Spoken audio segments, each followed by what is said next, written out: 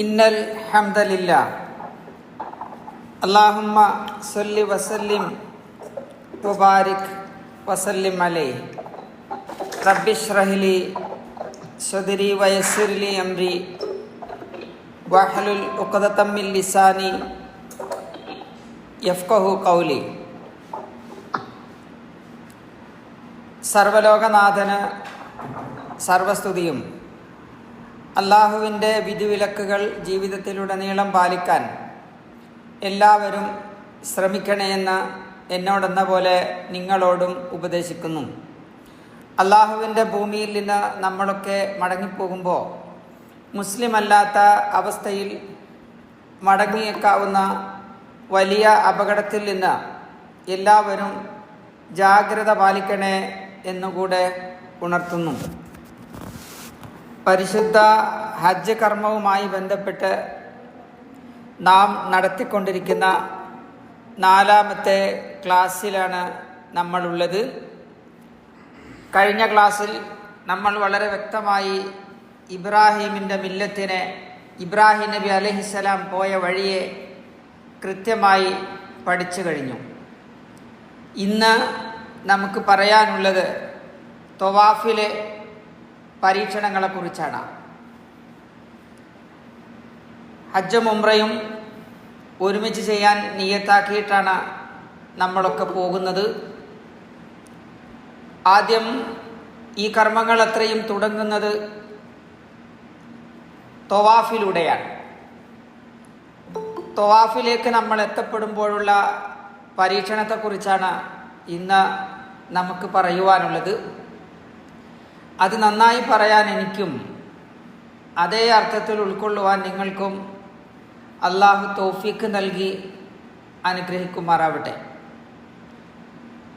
പടച്ച തമ്പുരാൻ മാലോകരെ മക്കയിലേക്ക് വിളിക്കുമ്പോൾ അള്ളാഹുവിൻ്റെ ഭവനത്തിലേക്ക് ഇങ്ങ് പോര് എന്ന് നമ്മളെ വിളിക്കുമ്പോൾ, അഥവാ ആൽ ഇമ്രാനിലെ 97ാമത്തെ വചനത്തിലൂടെ മാലോകർക്ക് റബ്ബിൻ്റെ വീട് സന്ദർശിക്കൽ ബാധ്യതയുണ്ട് കേട്ടോ എന്ന് പറഞ്ഞ് തുടങ്ങുന്ന ആ ആയത്തിൻ്റെ തുടക്കം ഇങ്ങനെയാ: ഫീഹി, ഇങ്ങോട്ട് പോന്നേക്ക്, അവിടെ ഉണ്ട്,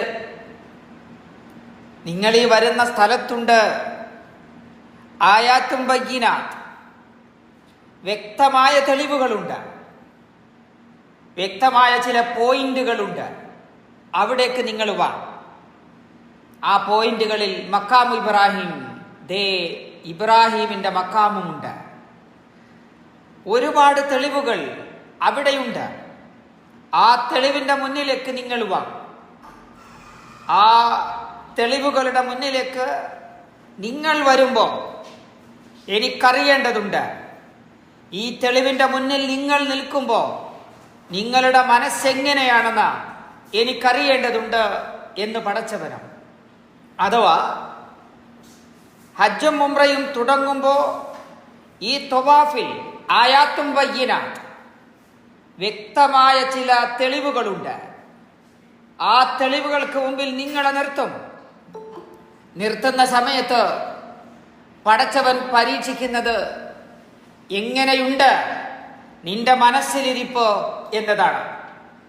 അതെ, ത്വവാഫിലുടനീളം നമ്മളെ കൊണ്ട് നിർത്തുന്ന 5 പോയിന്റുകളുണ്ട്. 5 ടെസ്റ്റിംഗ് പോയിന്റ്സ്. മനുഷ്യനെ അളന്നെടുക്കുന്ന, മനുഷ്യനെ പടച്ച തമ്പുരാൻ വിലയിരുത്തുന്ന 5 പോയിന്റുകളുണ്ട്. ആ പോയിന്റുകളിൽ വെച്ചെല്ലാം അള്ളാഹു പരീക്ഷിക്കുന്നത് ഒരേ ഒരു കാര്യം. കഴിഞ്ഞ ക്ലാസ്സിൽ നമ്മൾ പഠിച്ച ഇബ്രാഹിം മില്ലത്തിലെ ഏറ്റവും പ്രധാനപ്പെട്ട ഭാഗം ഹനീഫിയത്ത്, നിങ്ങളുടെ വിശ്വാസശുദ്ധി, പ്യൂരിറ്റി ഓഫ് ബിലീഫ് എത്ര കണ്ടുണ്ടെന്ന് അള്ളാഹു അളക്കും എന്ന ബോധം ഹജ്ജിന് പോകുന്ന മുഴുവൻ മനുഷ്യർക്കും ഉണ്ടാകണം. അതായത് ഒന്നാമതായി ഹജ്ജ് ചെയ്യുന്ന സമയത്ത് നമ്മൾ പരീക്ഷിക്കപ്പെടുന്നത് കഅബയാകുന്ന തെളിവിന്റെ മുന്നിലെത്തുമ്പോഴാണ്. ആദ്യ ക്ലാസ്സിൽ ഞാൻ പറഞ്ഞത് ഒന്നുകൂടെ ആവർത്തിക്കാം. പരീക്ഷണത്തിൽ തോറ്റുപോകാതിരിക്കാൻ ഉണർത്തലുകൾ അത്യാവശ്യമുണ്ട്. ഒന്നാമത്തെ ടെസ്റ്റിംഗ് പോയിന്റ് കഅബയാണ്. ബൈത്തുള്ള അല്ലാഹുവിന്റെ വീട് ഒരു മനുഷ്യൻ കണ്ണു തുറന്ന് നേർക്ക് നേരെ കാണുമ്പോൾ എല്ലാം പൊട്ടിപ്പോകാൻ സാധ്യതയുണ്ട്. അഥവാ പ്യൂരിറ്റി ഓഫ് ബിലീഫ്, വിശ്വാസത്തിന്റെ ശുദ്ധി പരീക്ഷിക്കപ്പെടും. നേരത്തെ നമ്മൾ പറഞ്ഞതുപോലെ നമ്മളെയൊക്കെ മനസ്സിന്റെ ഉള്ളിലെ മാണിക്കക്കൊട്ടാരമാണ് കഅബ എന്നത്. ആ ദിശയോട് അമിതമായ സ്നേഹമാണ് എനിക്കും നിങ്ങൾക്കുമുള്ളത്, അല്ലേ എന്ന് നോക്കൂ. ഒന്നുകൂടെ വിശദീകരിക്കാം. 5 തവണ ഒരു ദിവസം നമസ്കരിക്കുമ്പോൾ വിശ്വാസി ചെയ്യുന്ന ഒരു സാഹസികതയുണ്ട്. എൻ്റെ ദിശ അതങ്ങ് മക്കയിലാണ്. അതിലേക്ക് തിരിഞ്ഞാണ് ഞാൻ നിസ്കരിക്കുന്നതെങ്കിലും ഓരോ ദിവസവും 5 തവണ ആ മക്കയിലുള്ള എൻ്റെ മനസ്സിലെ മാണിക്കക്കൊട്ടാരത്തെ എൻ്റെ നമസ്കാരപ്പായയുടെ എൻ്റെ സുജൂദിന്റെ മുന്നിലേക്ക് ഞാൻ കൊണ്ടുവരും. മാനസികമായി ഞാൻ കൊണ്ടുവരും. Mental lifting. ഞാൻ അതിൻ്റെ മുന്നിലാണ് നമസ്കരിക്കുന്നത്. ഓരോ നമസ്കാര ശേഷവും നമസ്കാരം കഴിഞ്ഞ് സലാം വീട്ടിയിരിക്കുമ്പോഴും ഒരു നെടുവീർപ്പുണ്ട് വിശ്വാസിക്ക്. ഇന്നല്ലെങ്കിൽ നാളെ ഒരിക്കൽ ഞാൻ എൻ്റെ ശരീരത്തെ ആ കഅബാലയത്തിന്റെ മുന്നിലേക്ക് ഞാൻ അങ്ങോട്ട് എടുക്കണം. അതിനെനിക്ക് ജീവിതത്തിൽ പടച്ചവനെ നീ അനുഗ്രഹിക്കണം എന്ന് എന്നും പ്രാർത്ഥിക്കാറുണ്ട്. ആ ദിശയെ നമ്മളാരും അനാദരിച്ചിട്ടില്ല. നമ്മൾ വീട് വെക്കുമ്പോൾ പോലും ഞാനൊന്നും ശ്രദ്ധിച്ചിട്ടില്ല. എൻ്റെ വീട് നിർമ്മാണത്തിൽ ഞാനൊരു കമന്റും ചെയ്തിട്ടില്ല. ഇന്ന സൗകര്യങ്ങൾ വേണമെന്ന് ഞാൻ പറഞ്ഞിട്ടില്ല. പക്ഷേ ഞാൻ പറഞ്ഞിട്ടുണ്ട് ഒരേ ഒരു കാര്യം: എൻ്റെ വിസർജനത്തിന് ഞാനൊരു മുറിയിൽ കയറുമ്പോൾ എൻ്റെ മുൻഭാഗമോ പിൻഭാഗമോ ആ ദിശയിലേക്ക് തിരിഞ്ഞേക്കരുത്. അതെനിക്ക് നിർബന്ധമുണ്ടായിരുന്നു. പള്ളിയിൽ പോകുമ്പോൾ പോലും അലക്ഷ്യമായി പടിഞ്ഞാറിലേക്ക് കാല് നീട്ടിയവനാരായാലും അവന്റെ തുടയിൽ തട്ടിപ്പറയും കാല് ചുരുക്കെന്ന. ആ ദിശ അത്രമേൽ എനിക്ക് പ്രിയപ്പെട്ടതാണ്. ഞാൻ അറിയാത്ത ഭാഷ സംസാരിക്കുന്ന ഒരു നാട്ടിലെത്തപ്പെടുമ്പോ, നമസ്കാരത്തിന്റെ സമയമാകുമ്പോ, എനിക്കറിയാത്ത ഭാഷ സംസാരിക്കുന്ന മനുഷ്യരോട് ആംഗ്യം കാണിച്ചെങ്കിലും ഞാൻ ചോദിക്കും, നിങ്ങൾക്ക് പടിഞ്ഞാറ് അറിയുമോ എന്ന്. എനിക്ക് ആ ദിശ തെറ്റാൻ പാടില്ല. ആ ദിശയോട് ഇത്രമേൽ ഇഷ്ടമുണ്ടായത് എന്തുകൊണ്ടാണെന്ന് നിങ്ങൾക്കറിയുമോ? മരണപ്പെടുമ്പോ തിരിച്ചു കിടത്തേണ്ട ദിശയാണത്. ഖബറിലേക്ക് വെച്ചിട്ട് ചരിച്ചു കിടത്തി തലതിരിച്ചു വെക്കേണ്ട ദിശയാണത്.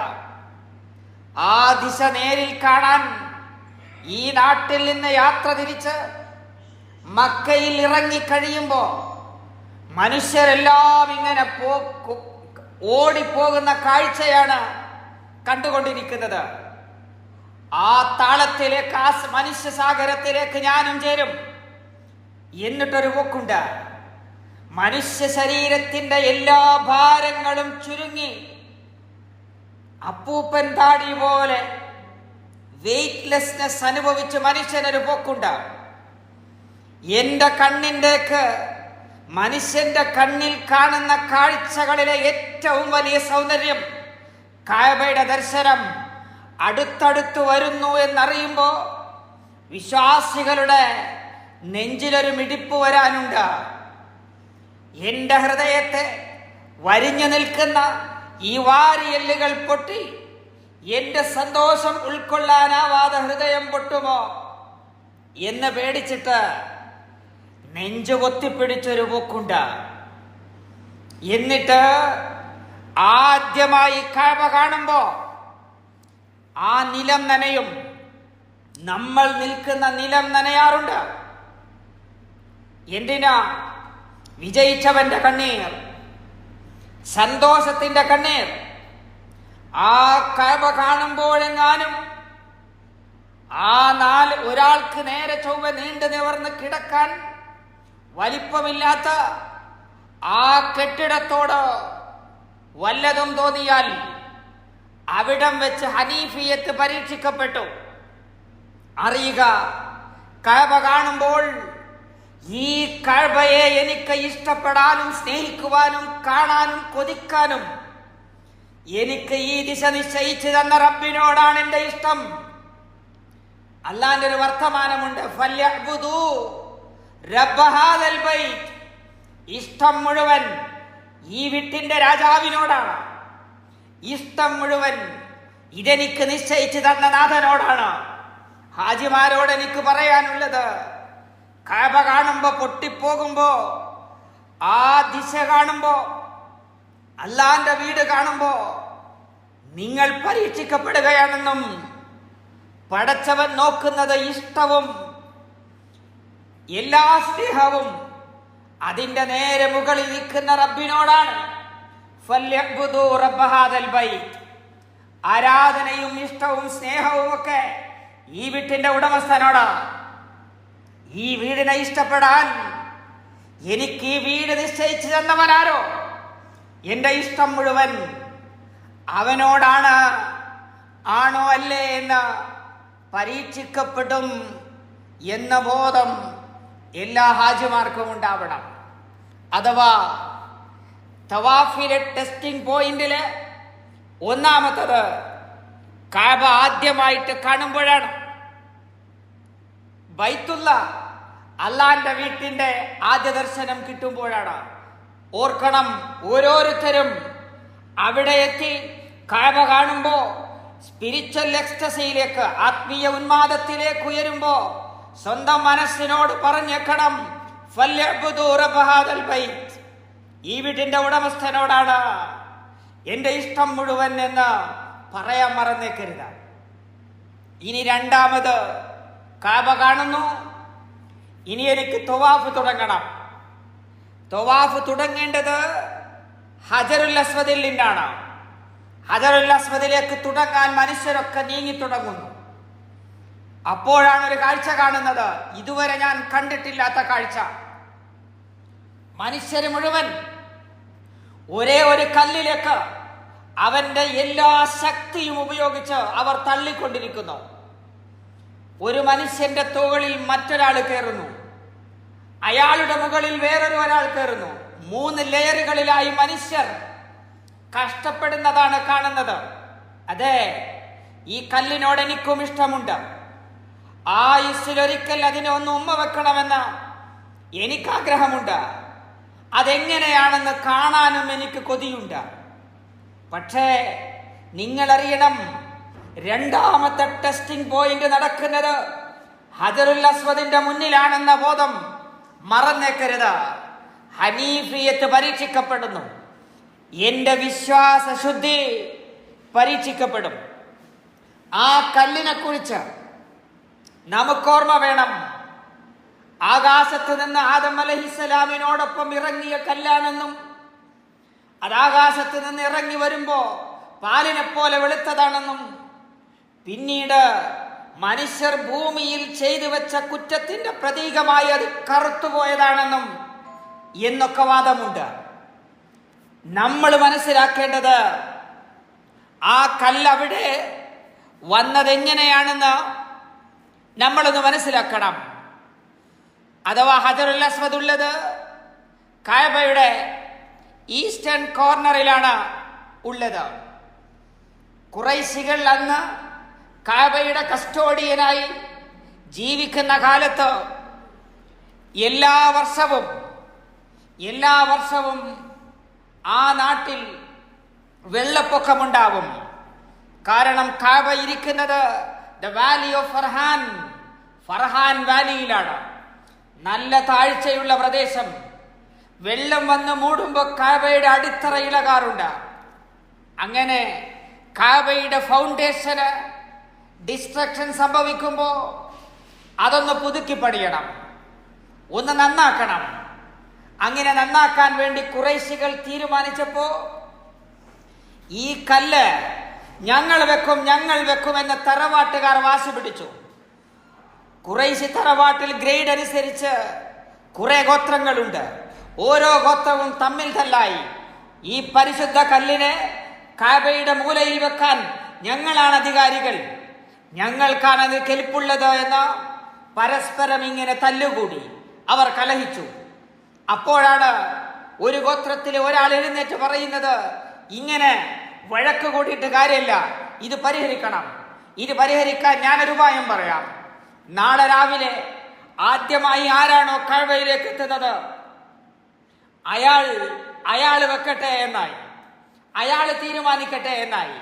നാളെ ആദ്യമായി കഅബയിലേക്ക് നടന്നു വരുന്നവനാരോ അയാളായിരിക്കും ആ കല്ല് വെക്കേണ്ടത്, അല്ലെങ്കിൽ അയാൾ തീരുമാനിക്കട്ടെ ആരാണ് വെക്കേണ്ടത്. ഇങ്ങനെ ഇരിക്കുമ്പോഴാണ് പ്രതീക്ഷിച്ചതുപോലെ അല്ലാഹുവിന്റെ റസൂൽ 1,24,000 വരുന്ന പ്രവാചക പരമ്പരയുടെ അവസാനത്തെ കണ്ണിയാവാൻ പോകുന്ന പ്രവാചകൻ സല്ലല്ലാഹു അലൈഹി വസല്ലമ ഇങ്ങനെ നടന്നു വരികയാണ്. നടന്നു വരുമ്പോൾ ആളുകളെല്ലാം ഇങ്ങനെ നോക്കിയിരിക്കുകയാണ്, ആരാണ് വരുന്നതെന്ന് അല്ലേ. അപ്പോഴോ നമ്മുടെ റസൂലാണ് ആദ്യം വരുന്നത്. അപ്പോഴാണ് പറയുന്നത്, ജാ അൽ അമീൻ, ഇനി പേടിക്കാനില്ല, ഈ നാടിന്റെ വിശ്വസ്തനാണ് വരുന്നത്, ധൈര്യമായിട്ട് അദ്ദേഹം വെക്കട്ടെ എന്നായി. പക്ഷെ അദ്ദേഹം വെക്കുമ്പോഴും മറ്റു തറവാട്ടുകാർക്ക് പ്രയാസമുണ്ടാകും എന്ന് റസൂലിനറിയാം. അങ്ങനെ റസൂല് പറയുന്നത്, ഒരു തുണി കൊണ്ടുവരുവിൻ. അങ്ങനെ ഒരു തുണി കൊണ്ടുവരികയും ആ തുണിക്ക് നടുവിൽ ഈ കല്ല് വെക്കുകയും കല്ലിന് ചുറ്റും ഖുറൈശി തറവാട്ടിലെ മുഴുവൻ കേമന്മാരും കയ്യിൽ പിടിച്ച് കൊണ്ടുപോയാണ് ആ ഹജറുൽ അസ്വദ് അവിടെ വെക്കുന്നത്. വെച്ചതിന് ശേഷം പ്രവാചകൻ അതിന് ഉമ്മ വെച്ചു എന്നാണ്. പ്രവാചകൻ ഉമ്മ വെച്ച സ്ഥലത്ത് നമ്മളും ഉമ്മ വെക്കും, അതിൽ കണ്ണി ചേരും. പ്രവാചകന്റെ ചുംബനത്തിന് നമ്മൾ കണ്ണികളാകും. ഇത് നമ്മൾ ചെയ്യേണ്ടത് തന്നെയാണ്. പക്ഷേ ചെയ്യുന്നത് ഒരതിര് കടന്നാൽ ഇതാലോചിക്കുന്നത് ഓരോ ഹാജിയും നല്ലതാണ്. ഉമർ റളിയല്ലാഹു അൻഹു, ആരാണ് ഉമർ? ബുദ്ധിയിലും ശരീരത്തിലും രാക്ഷസരാണ്. അമിതമായ ബുദ്ധിശക്തിയും ശരീര രാക്ഷസനും എന്നറിയപ്പെടുന്ന ഉമർ റളിയല്ലാഹു അൻഹു ഹജ്ജിന് പോയപ്പോ ഇതേപോലെ തവാഫ് തുടങ്ങാൻ വേണ്ടി മത്താഫിലേക്ക് ഇറങ്ങുമ്പോ കാണുന്ന കാഴ്ച, മനുഷ്യർ മുഴുവൻ തന്റെ ശരീരത്തിന്റെ മുഴുവൻ ശക്തിയും ഉപയോഗിച്ച് ഈ കല്ലിലേക്ക് തള്ളുന്നതാണ് കാണുന്നത്. അറിയാതെ ഉമർ റളിയല്ലാഹു അൻഹുവും തള്ളാൻ തുടങ്ങി, ഈ കൂട്ടത്തിലേക്ക് ചേരാൻ തുടങ്ങി. ചേരുമ്പോഴാണ് അറിയുന്നത്, എന്താണിത്, ഇത് ഉമറിന് പറ്റിയതല്ല. ഏത് ശക്തിയാണ് എന്നെ തള്ളിപ്പിച്ചത്? എന്തിനാണ് ഞാൻ ഇത്ര തിരക്ക് കൂട്ടുന്നത്? ഇത് ശരിയായില്ല എന്ന് തോന്നുകയും പിറകോട്ട് തിരിഞ്ഞു നിന്ന് ആകാശത്തേക്ക് കൈ ഉയർത്തി ഉമർ റളിയല്ലാഹു അൻഹുവിന്റെ ഒരു വർത്തമാനമുണ്ട്. എന്താ പറഞ്ഞെന്നറിയുമോ? ഉച്ചത്തിൽ പറയാ, ആളുകൾ മുഴുവൻ കേൾക്കെ. ഉമർ റളിയല്ലാഹു അൻഹുവിന് എന്റെ മനസ്സിന്റെ പ്യൂരിറ്റി ഓഫ് ബിലീഫ്, വിശ്വാസത്തിന് റബ്ബ് അളക്കുന്നു എന്ന് മനസ്സിലായപ്പോ, തിരിച്ചറിവുണ്ടായപ്പോ ആ റബ്ബിനെ കേൾപ്പിക്കുകയാണ്. ആ റബ്ബിനോട് പറഞ്ഞെന്താണെന്നറിയോ? ഇന്നി ലഅലമു, പടച്ചവനെ എനിക്ക് നന്നായി അറിയാം, എനിക്ക് നന്നായിട്ടറിയാം. അന്നക ഹജറുൻ, കല്ലേ നീ ഒരു കല്ലാണ്, നീ ഒരു കല്ലാണ്. ലാ തദുറു, എന്റെ ജീവിതത്തിൽ എന്നെ ദ്രോഹിക്കാൻ നിനക്കാവില്ല. വലാ യൻഫഉ, ഉമറിന്റെ ജീവിതത്തിൽ ഒരു ഉപകാരം തരാനും നിനക്ക് പറ്റില്ല. ലൗലാ അന്നി റഅയ്തു റസൂലല്ലാഹി യുഖബ്ബിലുക, എന്റെ റസൂൽ എങ്ങാനും കല്ലേ നിന്നെ ഉമ്മ വെക്കുന്നത് ഞാൻ കണ്ടില്ലായിരുന്നുവെങ്കിൽ മാ ഖബ്ബൽതുക, ഉമറിന്റെ മുത്തം നിനക്ക് തരില്ല കേട്ടോ. എന്താ, ആ ഉമറിനേക്കാളൊന്നും ഈമാനുള്ളവരല്ല നമ്മൾ. എന്തിനാണ് ഉമർ ഇങ്ങനെ പറഞ്ഞതെന്നറിയുമോ? ആത്മീയ ഉന്മാദത്തിൽ ഒരു പരിധിക്കപ്പുറം ആ കല്ലിനോട് എനിക്കിഷ്ടം വന്നുവോ എന്റെ ശുദ്ധിയെ റബ്ബ് പരീക്ഷിക്കുന്നുവോ എന്ന പേടിയിൽ നിന്ന് റബ്ബിനോടുള്ള കമന്റാണത്. കല്ലേ, നീ ഒരു കല്ലാണ്. എന്റെ ജീവിതത്തിൽ ഉപകാരമോ ഉപദ്രവമോ ചെയ്യാൻ നിനക്ക് പറ്റില്ലെന്നും പറഞ്ഞ് നന്നായി അറിയാം. പിന്നെ ഞാൻ നിനക്കുമ്മ തരും. അതുമ്മ തരുന്നത് എന്റെ റസൂൽ നിന്നെ ഉമ്മ വെക്കുന്നത് കണ്ടതുകൊണ്ടാ. ഈ ഉമറിന്റെ കണ്ണിലത് കണ്ടില്ലായിരുന്നുവെങ്കിൽ ഉമറിന്റെ മുത്തം നിനക്ക് കിട്ടില്ല എന്ന് ഉമറിനെ കൊണ്ട് പറയിപ്പിച്ചത് ഈ തവാഫിലെ പരീക്ഷണത്തെ തിരിച്ചറിഞ്ഞത് കൊണ്ടാണ്. ആ കല്ലിനെ കാണണം, ആ കല്ലിനെ അവസരം കിട്ടിയാൽ മുത്തണം. പക്ഷേ ലക്ഷ്യം കല്ലല്ല. ഈ കല്ലിനെ സ്നേഹിക്കാൻ, ഈ കല്ലിനോട് സ്നേഹം വെച്ച ആ നാഥനോടാണ് എന്റെ ഇഷ്ടം മുഴുവൻ. അപ്പൊ രണ്ടാമത്തെ ടെസ്റ്റിംഗ് പോയിന്റിലും തോറ്റുപോകല്ലേ എന്ന് പറയാനാണ് ഞാൻ ശ്രമിച്ചത്. പിന്നീട് ഹാജി വീണ്ടും മുന്നോട്ട് പോവുകയാണ്. അങ്ങനെ മുന്നോട്ട് പോകുമ്പോ അടുത്തത് കാണുന്നത് എന്താണെന്നറിയുമോ? ഹിജ്ർ ഇസ്മായിൽ അല്ലെങ്കിൽ ഹതീം എന്നാണ് അതിന് പറയാ. ഈ രണ്ടുപേരും പഠിക്കണം. അത് ഒരമതിൽ കെട്ടാണ്, ഒരമതിലാണ്. ആ മതിലിന്റെ ഉള്ളിലാണ് ഹാജർ ഇസ്മായിലിനെ വളർത്തിയതും പരിചരിച്ചതും. ഇസ്മായിലിനെ വളർത്തിയതും പാല് കൊടുത്തതും ചോറ് കൊടുത്തതും കുടിൽ കെട്ടി കഴിഞ്ഞതും ഈ സ്ഥലത്താണ്. പിന്നീട് ഈ സ്ഥലമാണ് കഅബയുടെ ഭാഗമായി റബ്ബ് പ്രഖ്യാപിക്കുന്നത്. കഅബക്കകത്ത് കയറി നമസ്കരിക്കാൻ നമുക്ക് കൊതിയുണ്ട്, പക്ഷെ അനുവാദമില്ല. അതിനു പകരം നമ്മളെ മനസ്സറിഞ്ഞ നാഥൻ പറഞ്ഞിട്ടുണ്ട്, ഇതിനകത്ത് കയറി നിന്ന് നമസ്കരിച്ചോ, കഅബക്കകത്ത് കയറി നമസ്കരിച്ച കൂലി ഞാൻ തരാമെന്ന് റബ്ബിന്റെ കരാറും. ഈ കരാറ് പാലിക്കാൻ നമ്മളൊക്കെ നന്നായി ശ്രമിക്കണം. ഹിജ്ർ ഇസ്മായിലിന്റെ ഉള്ളിൽ കയറി നമസ്കരിക്കാതെ ഒരാളും തിരിച്ചു പോരരുത്. നിർബന്ധമായും മറ്റുള്ളവർ സഹകരിച്ചും ആളുകൾക്കിടയിലൂടെ കയറിയും തടഞ്ഞു നിർത്തിയുമൊക്കെ ഇതിനകത്ത് കയറി നമസ്കരിക്കണം. ഇനി അതിന്റെ ചരിത്രം കൂടെ അറിയണം. എങ്ങനെയാണത് പകുതി മതിലായി നിന്നത് എന്നാണ്. റസൂൽ സല്ലല്ലാഹു അലൈഹി വസല്ലമയ്ക്ക് 35 വയസ്സുള്ളപ്പോ, അന്ന് റസൂലിന് 35 വയസ്സാണ്. എല്ലാ വർഷവും ഉണ്ടാകുന്ന ഫ്ലഡിനേക്കാൾ ഒരു വലിയ ഫ്ലഡ് ഉണ്ടാവുകയും ആ ഫ്ലഡ് ഉണ്ടായ സമയത്ത് ഇതിന്റെ മുഴുവൻ അടിത്തറയും ഇളകിപ്പോവുകയും അന്നത്തെ ഖുറൈശികൾ ഇതൊക്കെ ശരിയാക്കാൻ ശ്രമിക്കുകയും ചെയ്തു. കഅബയെ ഒന്ന് റീകൺസ്ട്രക്ട് ചെയ്യണം. അങ്ങനെ റീകൺസ്ട്രക്ട് ചെയ്തപ്പോ കഅബയുടെ പണിയൊക്കെ പൂർത്തിയായി. ഈ അരമതിൽ കെട്ടിന്റെ പണി തുടങ്ങിയപ്പോ അതിനൊരു കരാറുണ്ടായിരുന്നു. മക്കയിലെ എല്ലാ ആളുകളിൽ നിന്നും സദഖ സ്വീകരിക്കും, കഅബയുടെ പുനർനിർമ്മാണത്തിന് സഹായം സ്വീകരിക്കും. പക്ഷേ ഒരു നിർബന്ധമുണ്ട്. ആ നിർബന്ധം എന്ന് പറയുന്നത് ശുദ്ധമായ പൈസയായിരിക്കണം.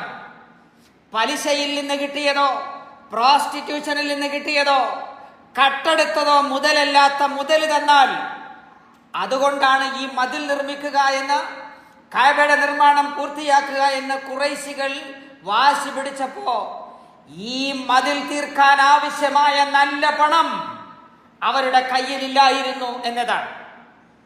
ഇത് പൂർത്തീകരിക്കുവാനുള്ള പൈസ എല്ലാവരുടെ അടുത്തുണ്ട്.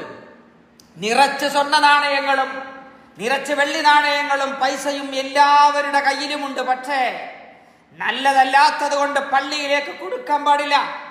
കഅബക്ക് എന്റെ ദുഷിച്ച പണം പാടില്ല എന്നുള്ളത് കൊണ്ട് കുറച്ചു പേർ കൊടുത്തപ്പോ കുറച്ച് പൈസ കിട്ടിയുള്ളൂ.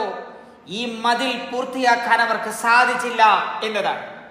ഖുറൈശികളുടെ നന്മകളിൽ ഒന്നായിരുന്നു ഈ അരമതിൽ കെട്ടിൽ വെച്ച് അവരത് നിർത്തിയതാണ്.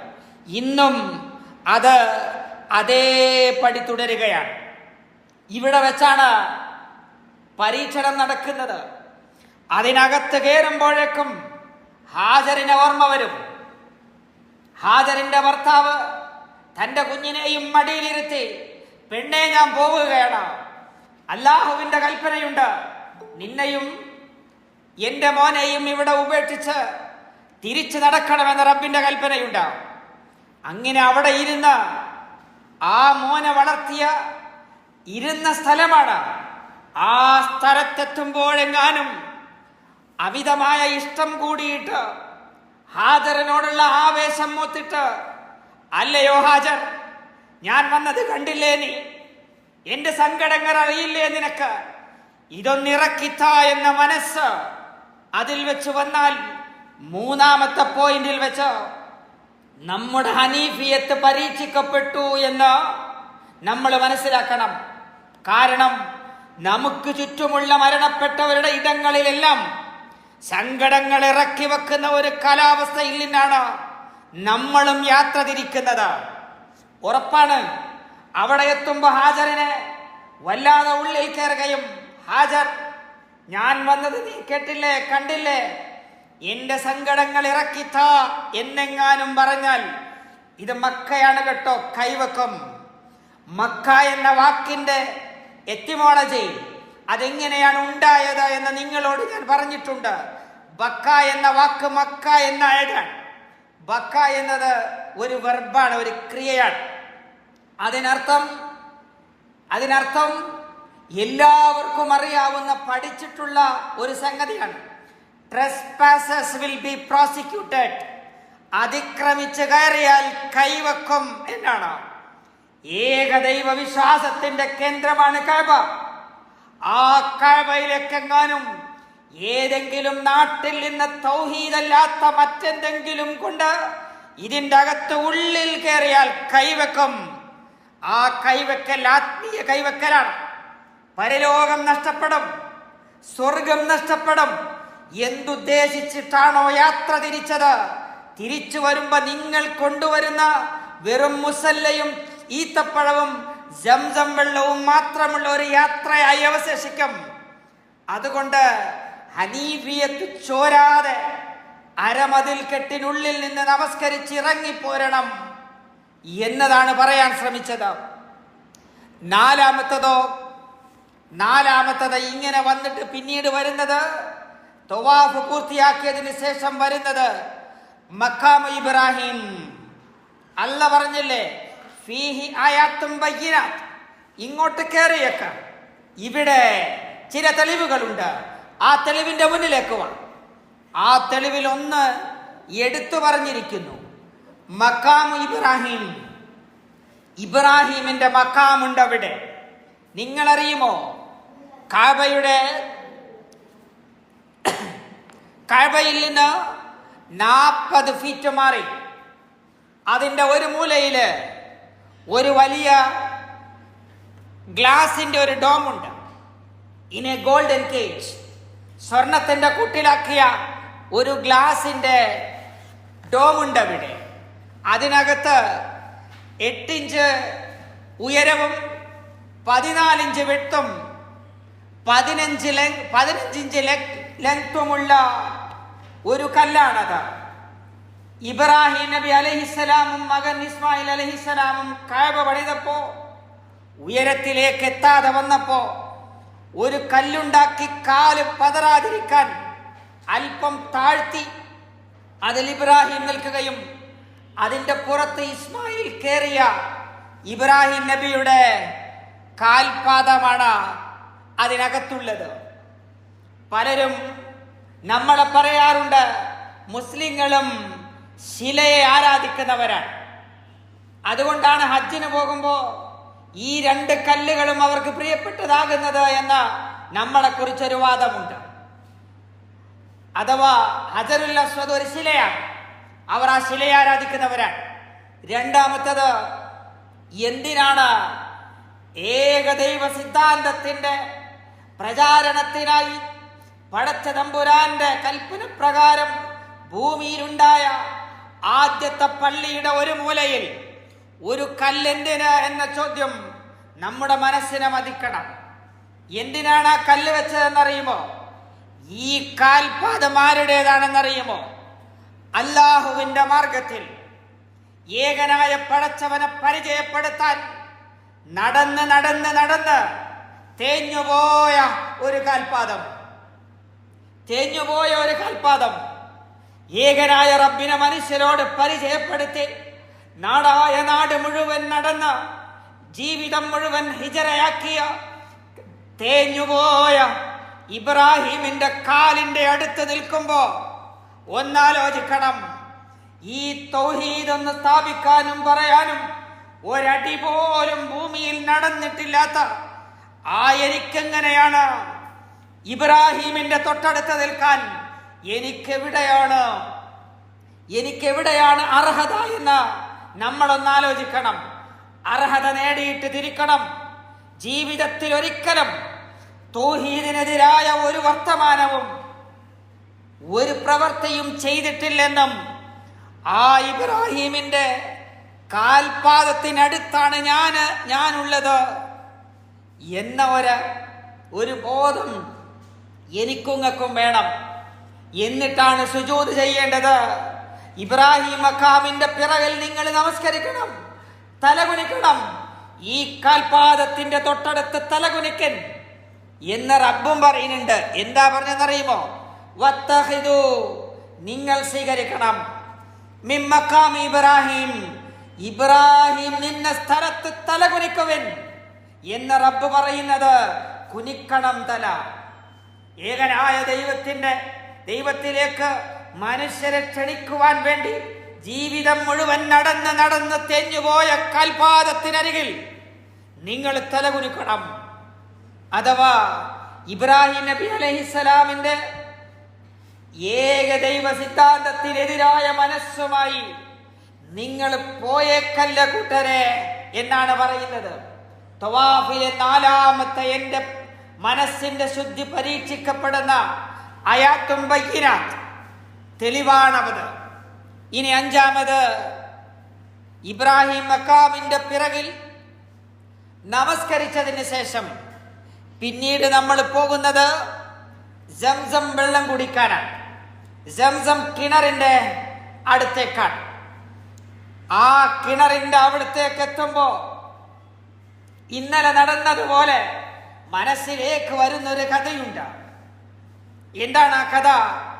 ഉമ്മയും മകനും തമ്മിൽ മത്സരിച്ച കഥ.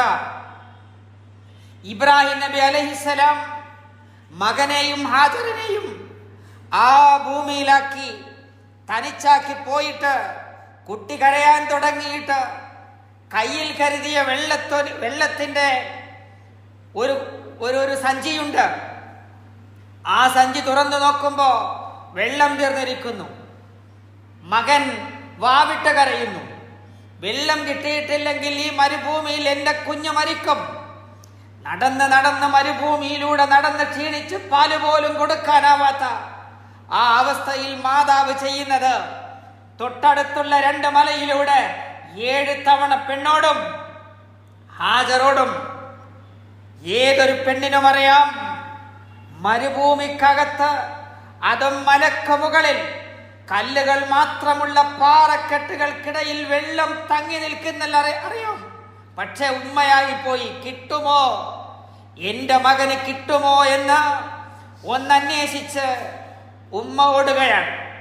7 തവണയാണ് അങ്ങോട്ടും ഇങ്ങോട്ടും ഓടുന്നത്.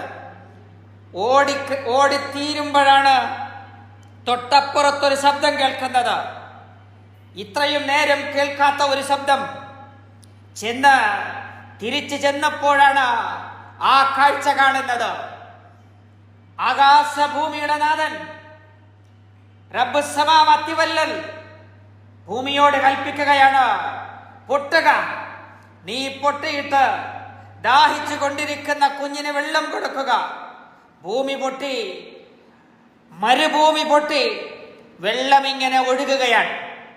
വെള്ളം ഒഴുകിക്കൊണ്ടിരിക്കുമ്പോ ഇബ്രാഹിമിന്റെ പത്നിയാണ്. മുൻകാല പ്രവാചകരുടെ ചരിത്രം മുഴുവൻ ഇണക്ക് പഠിപ്പിച്ചിട്ടുണ്ടാകും. നൂഹ് നബി അലൈഹിസ്സലാമിന്റെ കാലത്തെ വെള്ളപ്പൊക്കം അവൾ ഓർമ്മ വന്നിട്ടുണ്ടാകും.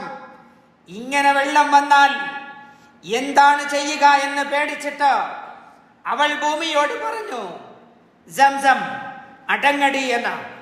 സം എന്ന് പറഞ്ഞാൽ അടങ്ങുക എന്നാണ് അർത്ഥം. അത് 2 തവണ ആവർത്തിച്ചു. സംസം അടങ്ങ, നിനക്കെന്താണ് ഇത്ര കോപം, എന്താണ് ഇങ്ങനെ എന്ന് പറഞ്ഞപ്പോ പൊട്ടി വന്നുകൊണ്ടിരിക്കുന്ന ഭൂമി അടങ്ങിക്കിട്ടി. ഇന്നും ആ അടക്കം നിങ്ങൾക്ക് കാണാം. ഒരു ചെറിയ കിണറാണത്. ആ കിണറ്റിനകത്ത് കോടാനുകോടി ലിറ്ററോ വെള്ളമാണ് ഓരോ മാസവും എടുക്കുന്നത്. എന്നാലും അതിന്റെ ലെവൽ ഒരു പരിധിയിൽ നിന്നും അങ്ങ് താഴാതെ അടങ്ങി നിൽക്കും ആ കിണർ. ആ അടക്കമുണ്ടാകുന്നത് ഹാജറിന്റെ കൽപ്പനയാണ്. ഭൂമിയെ പിളർത്തി ചെറിയ കുഞ്ഞു കാലുകൊണ്ട് ഭൂമിയെ പിളർത്തി വെള്ളം കൊണ്ടുവന്ന ഒരു കുഞ്ഞിനെ കുറിച്ച് നിങ്ങളൊന്നോർത്തു നോക്കൂ. ആ കുഞ്ഞ് എത്ര അത്ഭുതമാണ് കാണിച്ചത്! വല്ലാത്ത അത്ഭുതം. ഭൂമിക്കടിയിലുള്ള വെള്ളത്തെ മണലാരണ്യത്തിലേക്ക് ഉയർത്തിക്കൊണ്ടുവന്ന ആ ഒരു കുഞ്ഞിനേക്കാൾ അത്ഭുത സിദ്ധിയുള്ള ബാലൻ വേറെ ആരെയാണ്? മാത്രമോ, അങ്ങനെ വെള്ളം ഇങ്ങനെ ഒഴുകി വന്നപ്പോ ആ വെള്ളത്തോട് അടങ്ങ് എന്ന് പറഞ്ഞ ഭൂമിയെ അടക്കി നിർത്തിയ ഒരു പെണ്ണ്, അവളെക്കാൾ ശക്തിയുള്ളവരാരാണ്?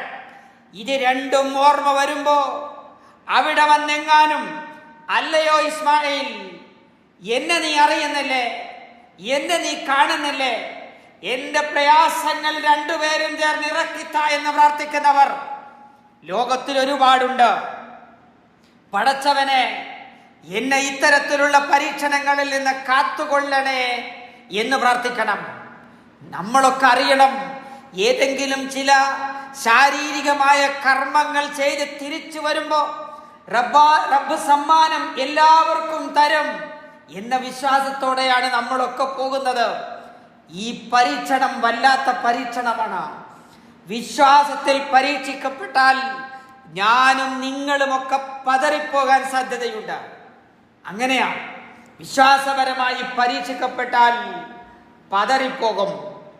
ആയതിനാൽ നന്നായി മനസ്സിനെ ശുദ്ധീകരിച്ച് തൗഹീദിലേക്കുള്ള വിശ്വാസിയുടെ യാത്രയിൽ നന്നായി നമ്മൾ തൗഹീദിനെ പഠിച്ചും അതിലേക്ക് വന്നും അതിൻ്റെ ഇഷ്ടക്കാരനായുമൊക്കെ മാറുകയും തവാഫ് തുടങ്ങുമ്പോഴുള്ള ഈ പറയപ്പെട്ട 5 ഇടങ്ങളിലും പതറാതെ നിന്ന തൗഹീദിന്റെ പരീക്ഷണത്തിൽ വിജയശ്രീലാളിതനായി അല്ലാഹുവിൽ നിന്ന് സ്വർഗം വാങ്ങി മുഴുവൻ പേരും തിരിച്ചു വരണം. അതിന് അല്ലാഹു നമ്മളെ അനുഗ്രഹിക്കുമാറാവട്ടെ. നമ്മളിൽ നിന്ന് വന്നുപോയ എല്ലാ തെറ്റുകളും അല്ലാഹു മാപ്പാക്കി തരട്ടെ. തൗഹീദിന്റെ പൂർണ്ണവിശ്വാസിയായി ജീവിക്കാനും മരിക്കുവാനും അല്ലാഹു നമുക്ക് തൗഫീഖ് നൽകി അനുഗ്രഹിക്കുമാറാവട്ടെ. ഇന്നല്ലാഹ വ മലായികതഹു യുസല്ലൂന അലൻ നബി യാ അയ്യുഹല്ലദീന ആമനൂ സല്ലു അലൈഹി വസല്ലിമു തസ്ലീമാ. അസ്സലാമു അലൈക്കും വറഹ്മത്തുള്ളാഹി.